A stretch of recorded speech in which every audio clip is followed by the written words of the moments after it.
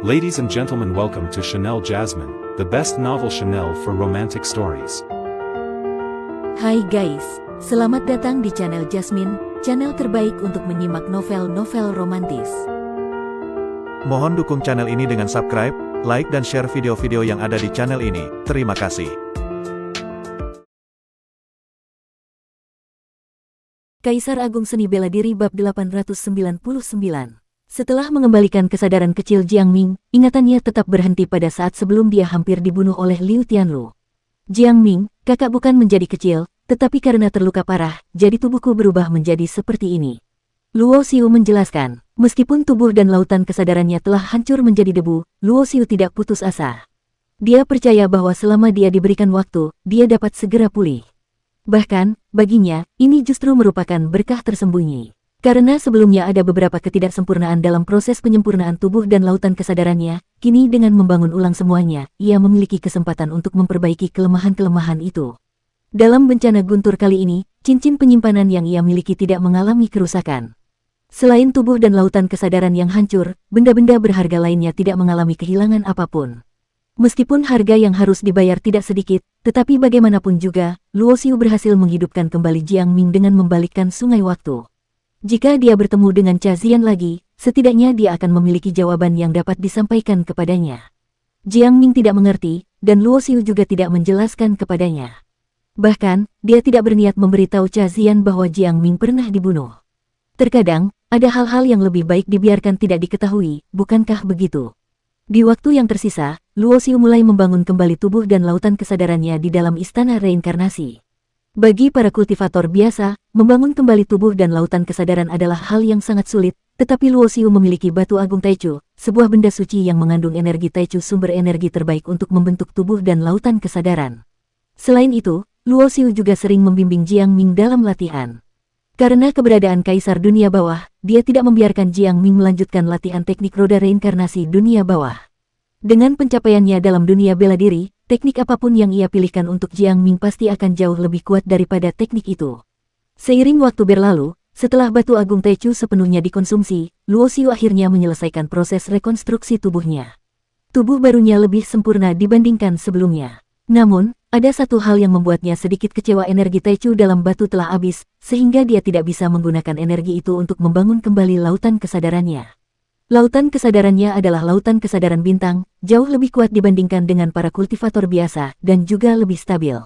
Namun, untuk membangunnya kembali, obat-obatan biasa tidak akan berpengaruh. Meskipun demikian, Luo Xiu tidak terlalu khawatir. Batu agung Taichu tidak habis begitu saja. Jika menunggu selama puluhan tahun, batu itu akan secara alami mengumpulkan kembali energi Taichu yang baru. Ukuran batu agung Taichu yang dimiliki Luo Xiu hanya sebesar kepalan tangan, yang dapat menumbuhkan energi Taichu 1 kali dalam 100 tahun.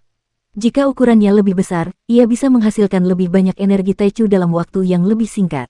Di masa lalu, Luo Xiu pernah mendengar bahwa di era Taishan King, seseorang pernah melihat batu agung Taichu sebesar baskom. Batu sebesar itu dapat menumbuhkan 3 energi Taichu sekaligus. Energi Taichu adalah energi tertinggi dalam alam semesta. Konon, seluruh kosmos ini diciptakan dari energi Taichu. Setelah tubuhnya terbentuk kembali, meskipun ia belum dapat sepenuhnya memulihkan kekuatannya, namun setidaknya di dunia bintang tingkat bawah ini, ia sudah tidak perlu merasa khawatir lagi. Dia menghabiskan waktu sekitar 2 tahun di dalam istana reinkarnasi untuk membangun kembali tubuhnya. Selama waktu ini, Jiang Ming yang berlatih di dekatnya juga mendapat manfaat dari energi Taichu. Bagi seorang kultivator yang bahkan belum mencapai ranah Dewa Iblis, energi Taichu adalah anugerah besar. Akibatnya, dalam waktu 2 tahun, Jiang Ming telah mencapai tingkat Kaisar Bela Diri. Salah satu alasannya adalah karena Luo Xiu mengajarinya teknik bela diri yang sangat berkualitas. Namun, di sisi lain, Jiang Ming juga memiliki bakat alami yang luar biasa. Di dalam alam semesta yang luas ini, tingkat dunia dibagi dengan jelas. Namun, ini tidak berarti bahwa para kultivator dari dunia bawah memiliki bakat yang lebih rendah dibandingkan dengan mereka yang berasal dari dunia atas. Sebenarnya, banyak bakat luar biasa yang lahir di dunia tingkat bawah. Namun, karena keterbatasan sumber daya, lingkungan, serta teknik bela diri, mereka sulit untuk berkembang. Bakat bela diri Jiang Ming jauh lebih tinggi dibandingkan dengan saudara perempuannya, Cha Ziyan. Bahkan, dia setara dengan para jenius seperti Yan Siruo dan Yan Yue'er. Namun, karena lautan kesadarannya belum sepenuhnya pulih, kekuatan Luo Xiu masih sangat terbatas. Saat ini, Lautan kesadarannya dalam kondisi rapuh, dan kekuatan spiritualnya hanya dapat dibandingkan dengan Kaisar Dewa Akhir. Sebelum kekuatannya benar-benar pulih, Luo Xiu tidak berencana untuk kembali ke dunia Tianlu. Jika dia kembali dalam keadaan lemah dan kebetulan bertemu dengan musuh kuat, itu akan menjadi situasi yang sangat berbahaya. Yang perlu dia lakukan sekarang adalah menunggu batu agung Taichu untuk menumbuhkan kembali energi Taichu. Saat lautan kesadarannya dipulihkan, semua masalah akan teratasi. Jika membiarkan batu agung Taichu menyerap energi alam secara alami, maka butuh sekitar 100 tahun untuk menghasilkan satu energi Taichu. Namun, Luo Xiu tahu bahwa energi ini berasal dari penyerapan hukum dunia, dan jika dia bisa menemukan bahan-bahan yang cocok, dia bisa mempercepat proses ini. Keluar dari istana reinkarnasi, Luo Xiu melihat ke sekeliling. Bintang waktu masih tampak sunyi dan sepi seperti sebelumnya. Dalam hatinya, ia merasa sedikit melankolis. Ketika pertama kali datang ke bintang waktu, ia tidak pernah menyangka bahwa tempat ini pernah menjadi tempat tinggal Tian Yong. Batu agung Taichu adalah harta yang tak ternilai, dan Tian Yong memberikannya kepadanya hanya karena percaya pada kata-katanya tentang reinkarnasi. Sebelum hidupnya berakhir, dia bahkan rela pergi ke alam semesta primordial, menciptakan wilayah abadi, hanya untuk menunggu Luo Xiu datang dan melihatnya sekali lagi. Perasaan ini melintasi miliaran tahun, beratnya setara dengan 10.000 gunung suci. Setelah meninggalkan bintang waktu, Luo Xiu menoleh ke belakang dan melihat bahwa bintang waktu telah menghilang. Selain pada waktu-waktu tertentu ketika bintang ini muncul dengan sendirinya, biasanya ia tetap tersembunyi dan sulit ditemukan. Planet terdekat dengan bintang waktu adalah bintang naga biru, tempat yang pernah dikunjungi Luo Xiu sebelumnya. Bintang naga biru terletak di perbatasan antara alam bintang Sentian dan alam bintang Kunlun, menjadi tempat yang sering dikunjungi oleh banyak ahli seni bela diri. Selain keberadaan bintang waktu yang misterius, wilayah sekitar bintang naga biru juga memiliki banyak tempat latihan dan harta karun yang menarik perhatian para pemburu peluang. Baru saja tiba di bintang naga biru, Luo Xiu langsung mendengar banyak pembicaraan tentang sebuah peristiwa besar yang sedang terjadi di sana. Kabarnya, dalam beberapa waktu terakhir, penguasa kota naga biru telah memimpin ekspedisi ke sebuah reruntuhan kuno dan memperoleh banyak harta dan peluang besar. Oleh karena itu, kota naga biru kini dipenuhi oleh para ahli dari berbagai tempat, karena kota tersebut akan segera mengadakan lelang besar. Kota naga biru adalah kota terbesar di bintang naga biru, dan penguasa kota naga biru juga merupakan penguasa tertinggi di planet ini. Konon, dia adalah ahli kaisar dewa puncak, bahkan ada yang mengatakan bahwa dia telah melangkah ke ranah setengah dewa tertinggi. Oleh karena itu, bahkan kekuatan besar pun tidak berani sembarangan menyinggung kota naga biru.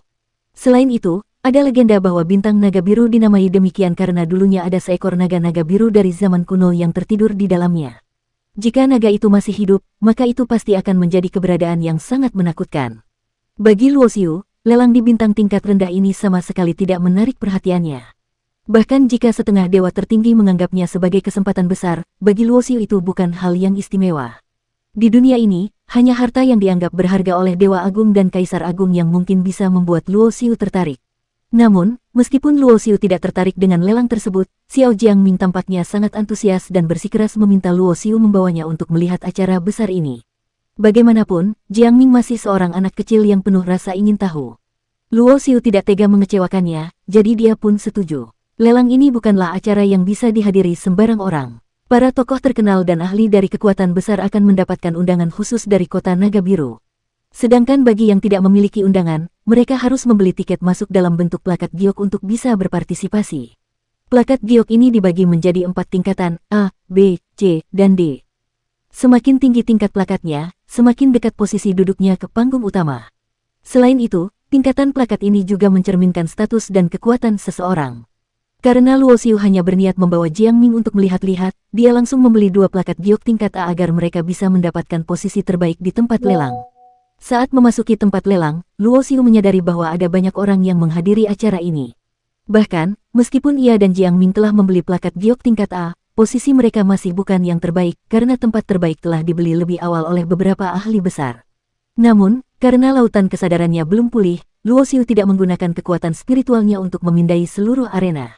Dia hanya melihat sekilas dan menemukan bahwa seluruh tempat lelang dilindungi oleh 6 formasi besar, yang terdiri dari formasi pembunuhan, formasi perangkap, dan formasi pertahanan. Jelas bahwa kota naga biru telah mempersiapkan segala sesuatunya dengan matang. Bahkan jika seorang ahli setengah dewa agung datang untuk membuat keributan, akan sangat sulit baginya untuk lolos dengan selamat. Selain 10.000 lebih kursi yang dipenuhi oleh peserta lelang, Luo Xiu juga melihat sejumlah kotak pribadi yang mengapung di udara. Setiap kotak pribadi ini dilindungi oleh formasi penghalang yang mencegah orang luar mengintip ke dalamnya. Namun, dari dalam kotak, para tamu VIP dapat melihat seluruh arena dengan jelas. Tanpa perlu bertanya, jelas bahwa kotak-kotak ini diperuntukkan bagi tokoh-tokoh penting dari alam bintang Sentian, alam bintang Kunlun, atau alam lain. Setiap plakat giok memiliki nomor kursi yang sudah ditentukan, jadi Luo Xiu dengan cepat menemukan tempat duduknya bersama Jiang Ming, lalu mereka duduk dengan tenang menunggu acara dimulai.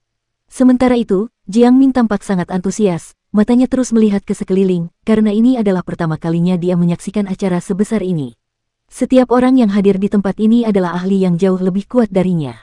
Jadi ini dunia para ahli sejati. Jiang Ming bergumam, merasa sangat terkejut dan kagum. Sejak kehancuran Sekte Nirwana, Jiang Ming telah bersumpah untuk menjadi kuat. Karena dia tahu bahwa hanya dengan menjadi kuat, dia bisa melindungi dirinya sendiri dan saudara perempuannya, serta tidak lagi menjadi korban penindasan. Luo Xiu tidak tahu bahwa dalam hati Jiang Ming telah tumbuh tekad yang begitu besar. Namun, dia bisa menebak bahwa kehancuran Sekte Nirwana pasti telah memberikan dampak besar dalam benaknya. Sementara itu, Luo Xiu juga menggunakan kekuatan spiritualnya untuk mendeteksi beberapa wajah yang familiar di antara para peserta lelang.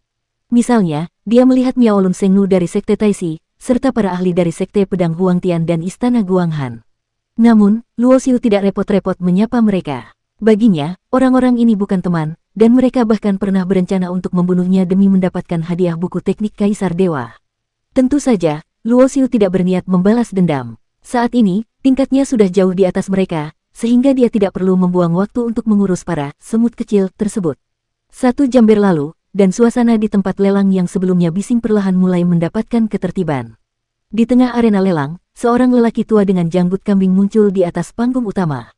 Orang tua ini menyapu pandangannya ke seluruh arena, lalu dengan senyum ramah ia menganggukkan kepala kepada semua hadirin. Selamat datang di lelang besar kota Naga Biru. Aku adalah Song Cheng, kepala pelayan dari kediaman penguasa kota Naga Biru. Aku tidak akan membuang banyak waktu dengan basa-basi, jadi mari kita langsung masuk ke acara utama. Barang pertama yang akan kita lelang adalah sebuah inti bintang kelas rendah. Aku yakin kalian semua sudah tahu betapa berharganya inti bintang ini. Ini adalah esensi inti energi dari sebuah bintang. Bersambung.